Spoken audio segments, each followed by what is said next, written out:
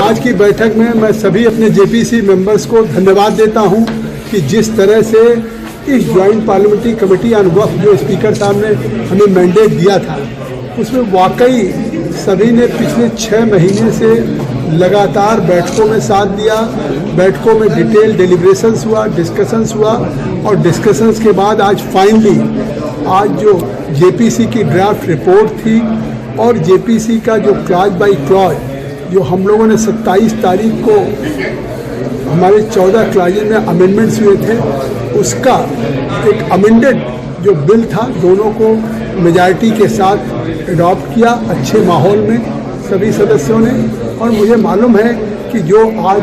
हमारे amendments move किए थे क्लॉज बाय क्लॉज में, उसमें बहुत सी ऐसी बातें हैं कि जिसको कि आज विपक्ष भी जिस पर विरोध कर रहा था, शायद वो इशूज भी एड्रेस हो गए हैं। और मुझे लगता है कि ये बिल आने वाले दिनों में जो एक मंशा है कि सरकार की वाकिफ की मंशा को आपने देखा होगा, पहली बार जोड़ा गया कि किसी वाकिफ के वक्त में उसका फ़ायदा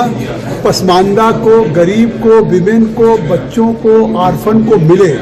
वाकिफ इंटेंस मतलब ये पहली बार हमने इस सेक्शन को जोड़ा है, तो जिसको कि हमारे अडॉप्ट किया गया है। अब आज अडॉप्ट होने के बाद कल हम इसको स्पीकर साहब को इस रिपोर्ट को हम प्रस्तुत करेंगे। सर, इसमें मूल बिल में कितने संशोधन हुए हैं और किस तरह से ये संशोधित प्रारूप पेश किया जा रहा है? जो हमारे बिल हमारे सामने आए थे उसमें 44 क्लॉजेज या 44 संशोधन थे, जिसमें हमने 14 क्लॉजेज में हमारी सदस्यों के द्वारा अमेंडमेंट्स आए थे और जिसको बाई मेजॉरिटी उस पर हमने वोटिंग कराई क्लॉज बाई क्लॉज और 14 क्लॉजेज पे हमारे अमेंडमेंट भी